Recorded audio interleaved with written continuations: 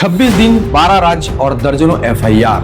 पिछले एक महीने से छत्तीसगढ़ की राजनीति और पुलिस विभाग में जिस नाम की सबसे ज्यादा चर्चा थी, उस भागम भाग का आज अंत हो गया है।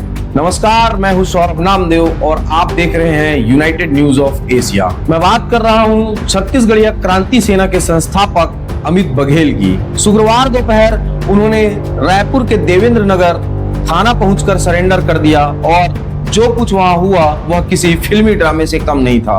लेकिन सवाल बड़ा है और यह है कि 26 दिनों तक पुलिस को चकमा देने वाला अमित बघेल अचानक थाने क्यों पहुंच गया, और सुप्रीम कोर्ट की वह कौन सी टिप्पणी थी जिसके बाद अमित बघेल के बचने के सारे रास्ते बंद हो गए। आज हम आपको बताएंगे सरेंडर की पूरी इनसाइड स्टोरी और कोर्ट रूम के अंदर हुई पूरी हलचल। देवेंद्र नगर थाना उस वक्त पूरी तरह से छावनी में बदल चुका था। जैसे ही अमित बघेल अपने समर्थकों के साथ वहां पहुंचे, पुलिस और समर्थकों के बीच जबरदस्त धक्का मुक्की शुरू हो गई। लेकिन आखिरकार पुलिस ने उन्हें गिरफ्तार कर लिया। अमित बघेल के ऊपर पहले से ही 5,000 रुपए का इनाम छत्तीसगढ़ पुलिस ने घोषित कर रखा था। लेकिन असली कहानी गिरफ्तारी के बाद शुरू होती है। अब बात विवादों की।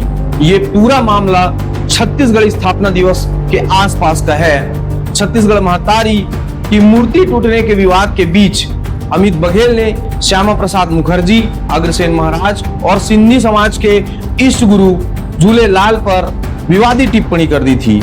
इस बयान के बाद न सिर्फ छत्तीसगढ़ बल्कि पूरे देश में गुस्सा भड़क गया।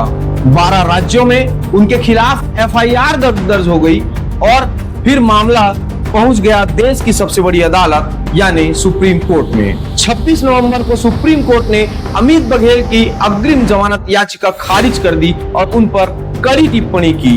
कोर्ट ने साफ कहा कि अपनी जुबान संभाल कर रखें और कानून का सामना करें। कोर्ट ने यह भी स्पष्ट कर दिया कि उन्हें किसी भी तरह की राहत नहीं मिलेगी और यहीं से अमित बघेल के बचने के जो सारे रास्ते थे वो बंद हो गए। गिरफ्तारी के बाद पुलिस उन्हें कोर्ट लेकर पहुंची। यहाँ भी बाहर समर्थकों और पुलिस के बीच हल्की झड़प हुई। कोर्ट में पुलिस ने रिमांड की मांग की। वहीं अमित बघेल के जो वकील थे उन्होंने ये दावा किया कि पुलिस ने उन्हें एफआईआर तक की कॉपी नहीं दी है। लेकिन पुलिस ने बताया कि रायपुर के 2 और थानों में भी अमित बघेल के खिलाफ मामला दर्ज है और इसलिए पूछताछ जरूरी है।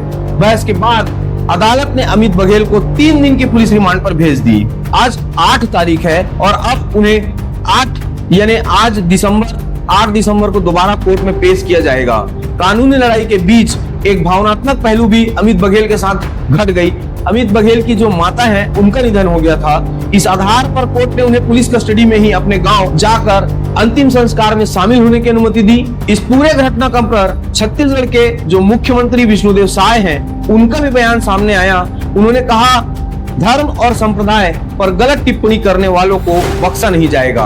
हालांकि अमित बघेल का विवादों से पुराना नाता रहा है। वे 2023 में धरसीवा सीट से चुनाव भी लड़ चुके हैं, लेकिन इस बार मामला जो है वो भावनाओं से जुड़ा था, धार्मिकता से जुड़ा था। यही उनके लिए भारी पड़ गया। अभिव्यक्ति की आजादी और धार्मिक भावनाओं को आहत करने के बीच एक बहुत बारीक सी लकीर होती है और जब वह लकीर पार होती है तो कानून जो है वो उसे रोकने के लिए मौजूद होता है। हमें कमेंट पर बताएं कि ये जो स्टोरी है वो आपको कैसी लगी।